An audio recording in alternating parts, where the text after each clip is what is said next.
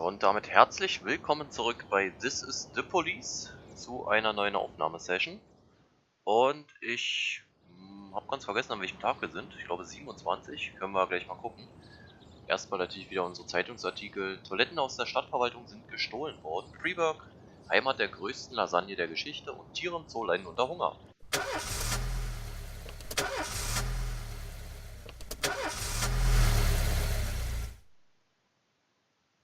Okay, keiner möchte frei haben, das freut mich natürlich. Dann beginnen wir mit unserem neuen Tag. Schmeißen uns nochmal eine Schaltplatte rein. Für den Hintergrund This Train von Turk Murphy. Und wir sind an Tag 28 sogar schon, okay. Ja, erstmal unsere Begräbnisse von der Barschlägerei von letztens. Lisa Simpson, Janice Grant und Francis Birch Jr. Ja, das war tatsächlich der schlimmste Einsatz, den ich hier hatte. Hoffen wir mal, dass sich das nicht so schnell wiederholt. Der erste Einsatz heute. Versuchter Autodiebstahl im Stadtzentrum. Ein Mann war mit seinem Hund draußen und bemerkte auf dem Rückweg eine geduckte Person mit Kapuzenpulli, die sich an einem Wagen am Ende der Straße zu schaffen machte. Dort schicken wir mal Jancy und Chang hin. Chang werde ich heute nochmal ein wenig öfter zu Einsätzen schicken, damit er vielleicht noch über die 200 kommt. Nochmal ganz kurz schauen, ob wir jemanden an der Schule haben. Ja, Fischbach ist momentan auf einer Weiterbildung. Und nochmal kurz auf den neuesten Stand bringen. Einen Mordfall haben wir noch. Ach okay, das war das, wo der Junge anscheinend seine Mutter umgebracht hat. Okay. Da warten wir dann nochmal auf den Abend, bis wir neue Schnappschüsse bekommen. Dann kriegen wir hoffentlich den Fall auch zusammengepuzzelt. Hier brauchen wir tatsächlich nochmal Verstärkung. Dann schicken wir nochmal zu Barky und Fraser ein. Und die werden dann hoffentlich den Kapuzenmann noch bekommen. Eine Geiselnahme im Stadtzentrum. Werden wir wahrscheinlich ein paar mehr hinschicken müssen. Und wie man sieht auch schon mal das SWAT-Team. Ein Mann mit erweiterten Pupillen ist in einen Bus eingestiegen und hat dann eine Schusswaffe gezogen. Möglicherweise nicht echt. Er verlangt, dass der Bus sofort in Richtung Afrika losfährt. Ja, aus Freeburg nach Afrika. Ich gehe ja mal fest davon aus, dass Freeburg irgendwo eine amerikanische Stadt ist. Ja, das wäre eine lange Fahrt geworden.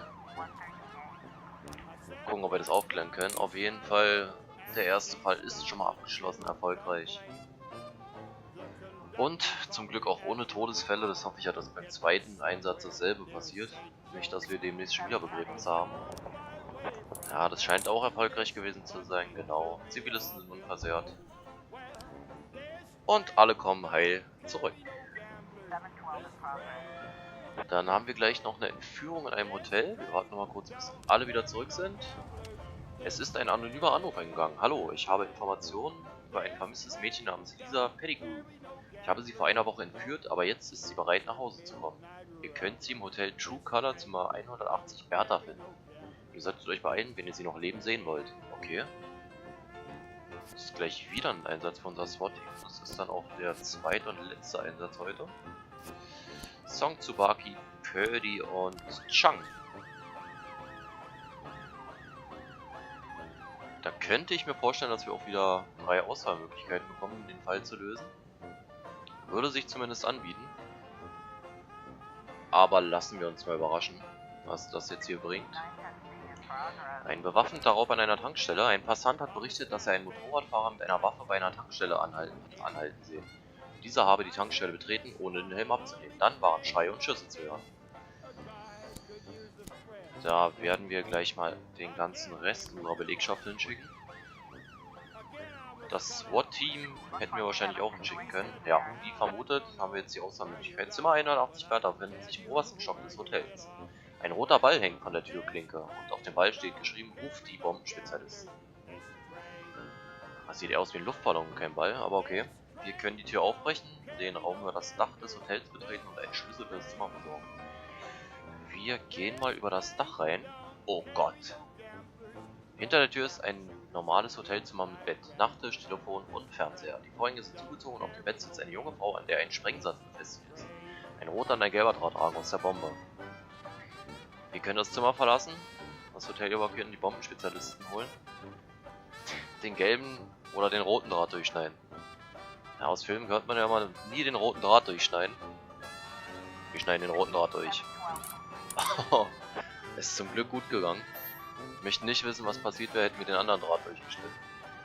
Hätten wir wahrscheinlich jetzt 4 Beamte weniger, das Kind wäre auch nicht mehr ganz so vollständig gewesen. Und na gut, das SWAT-Team wäre wahrscheinlich in den Feierabend gegangen und uns nicht mehr zur Verfügung gewesen, aber das ist ja jetzt eh raus. Puh, ja, ein bisschen Glück gehabt.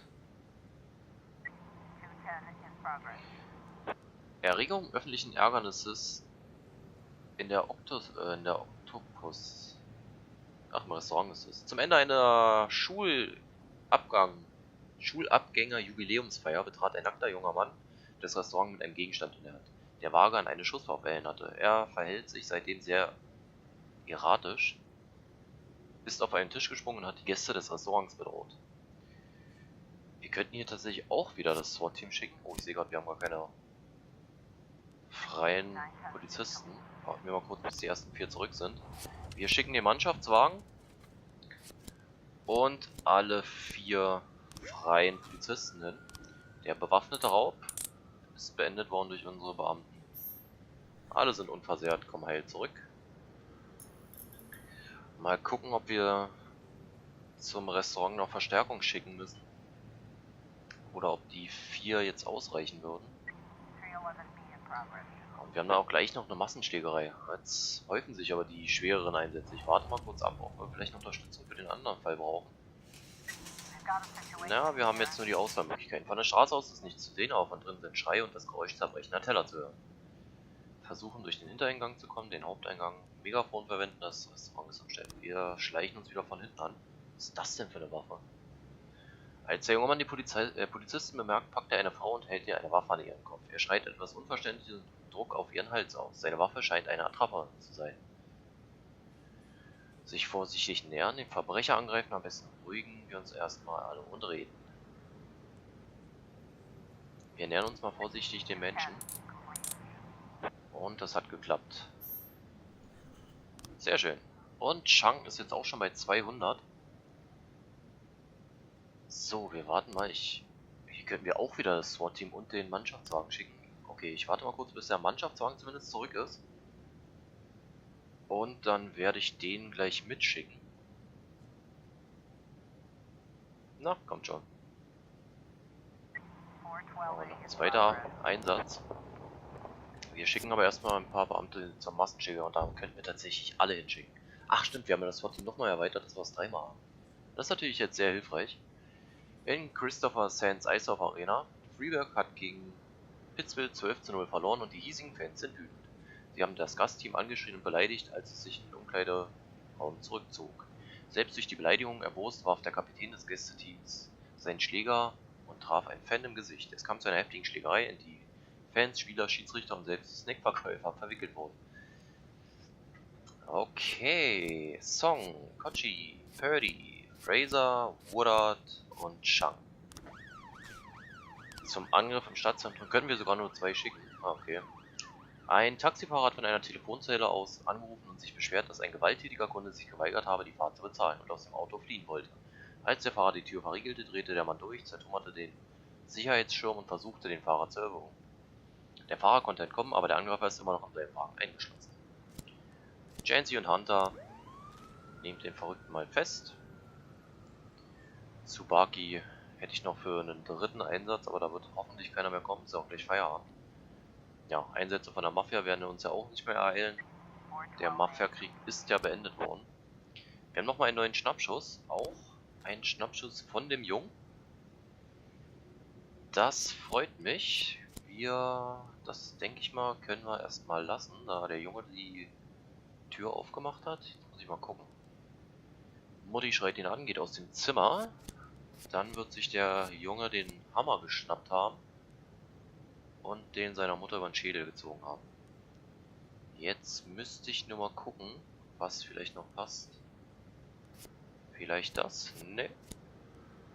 Vielleicht das auch nicht. Oder eben das auch nicht. Okay. Oder sie rennt in das Zimmer.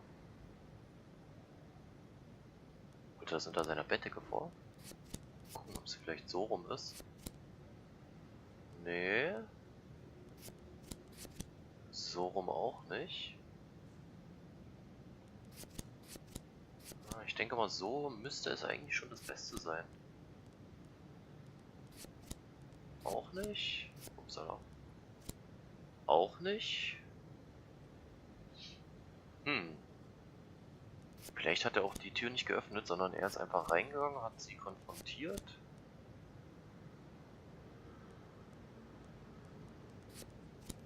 Er ist abgedampft. Man hat auch keine Bilder, wie sie mit ihm an der Tür rumdiskutiert.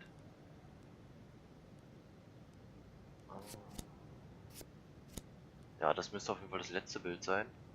Da bin ich mir relativ sicher.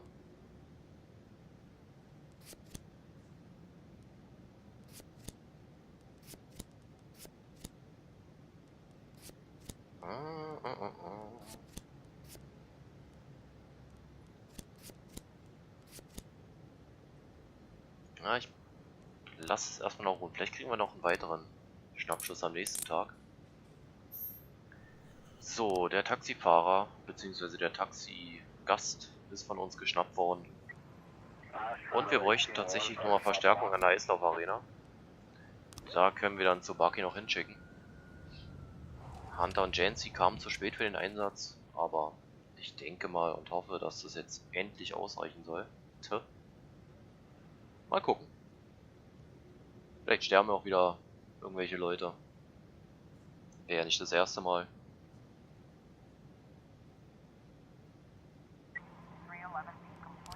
Aber es hat ausgereicht. Alle Täter sind gefasst. Keiner ist verletzt worden von uns. Und damit beenden wir den Tag Nummer 28. Sehen, Song und The Brito sind ein wenig erschöpfter als der Rest, aber immer noch ganz okay. Haben jetzt einen Tag frei, also können sich nochmal erholen. Tag 29. Unfall am Stausee. Wasser innerhalb von 2 Tagen abgelassen. Nasser Herbst, Rekordniederschlag in Freeburg und betrunkener Student verletzt sich bei Sturz aus Fenster im 4. Stock.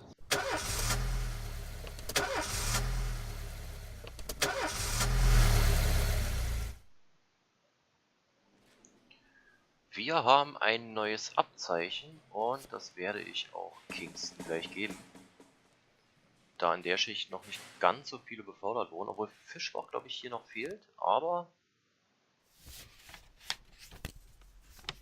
wir lassen es trotzdem mal so. You know when a police chief really feels his power? When he hires and fires people? When he throws folks in jail? When he's bossing everyone around all morning? No, there's no power there. Just bureaucratic red tape. Like directing traffic. Not that it's all bad. No, I feel it the most when people come to me with accusations. Accusations happen outside the law. They don't need to be rational or supported by evidence.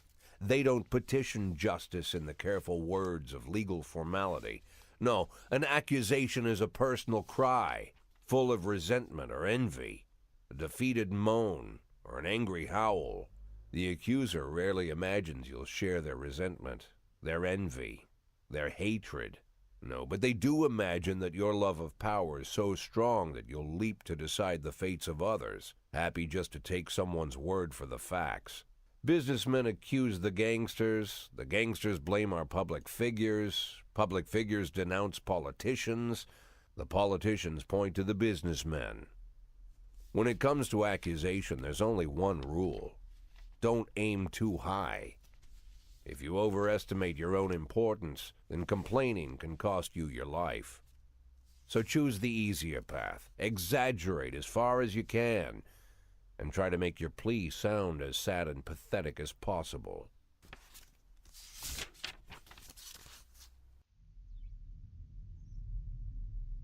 The accusation I received today sure didn't fit the normal mold. After killing Vikas Varga and routing his supporters, Sand further strengthened his already powerful authority. Even a month ago, anyone coming out against Sand would sound like a lunatic with a death wish. Today, it's the same thing as suicide. But the letter I'm holding in my hands directly connects Henry Sand, lieutenant of the Sand Mafia family, to the reported death of successful banker John Pazzi.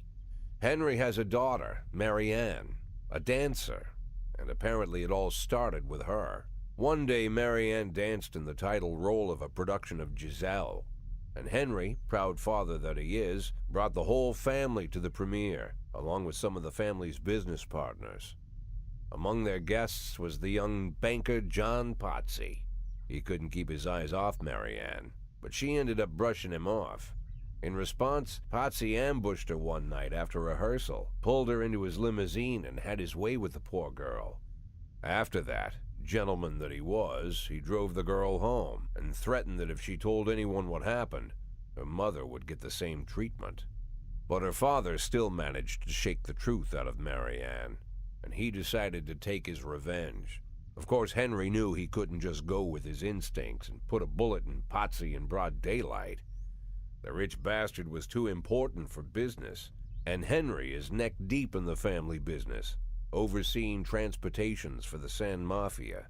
He knew about every delivery delay, every car, and every shop. It was mostly thanks to Henry that the whole sand operation rolls so smoothly. Henry has free access to all their off-book cars, and a tar-black motive. Yeah, he could easily arrange the death of John Pazzi as a drunken, late-night hit-and-run. But Henry Sand is smarter than that. If this story about Pazzi is true, he'd more likely go to the boss and ask permission. I'd have figured this letter the ramblings of a retired gangster looking to spice up his life with little excitement. The way the letter started, "My dear little old cupcake," I had every mind to toss it in the trash. But something else got my attention.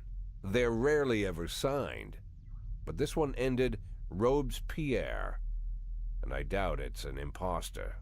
No one would go against the most powerful group in the city, hoping to hide behind the name of some prankster clown.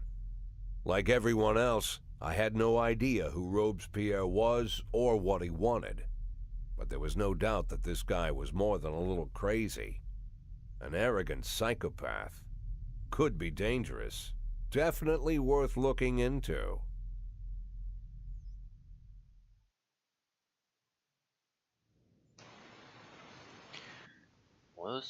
So ist also unser erster Kontakt mit Robespierre entstanden. Mal schauen, wann wir ihn das erste Mal treffen. Und was seine Motive dafür sind, dass er jetzt die Mafia verrät. Mal gucken, wie die Geschichte mit Robespierre weitergeht. Ich kaufe mir erstmal noch ein neues Musikstück. Geld haben wir erstmal mehr als genug. Late Hour. Und schauen, was uns dieser Tag bringt. Tag 29 und wir sehen, wir haben gleich einen neuen Ermittlungsfall. Mark Fischbach hat alle Prüfungen bestanden und eine Belohnung erhalten. Hat mich bei ihm aber auch nicht verwundert, weil alles andere hätte mich erstaunt, wenn er es nicht geschafft hätte. Wir teilen wieder unser Mafia-Gewinn mit unseren Angestellten.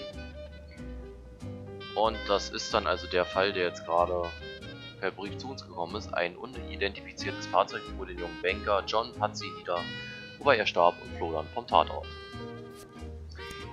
Wir haben nur kurz mal und werden den natürlich darauf hinschicken. Achso, mal kurz warten.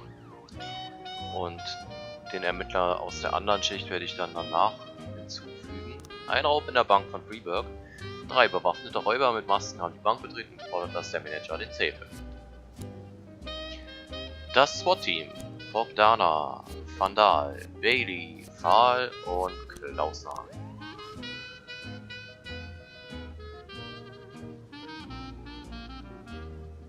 Sollte hoffentlich ausreichen in Verbindung mit dem SWAT-Team. Die Ermittlungen zur Fahrerflucht haben begonnen. Das werde ich mir natürlich dann erstmal wieder durchlesen, wenn die ersten Schnappschüsse gekommen sind. Und wir weisen noch Mole dem Fall zu, die dann am morgigen Tag dann die Ermittlungen weiterführen kann. Und der nächste Einsatz, ein Angriff in einem Gewerkschaftsgebäude. Oh Gott. Schweres Deutsch heute.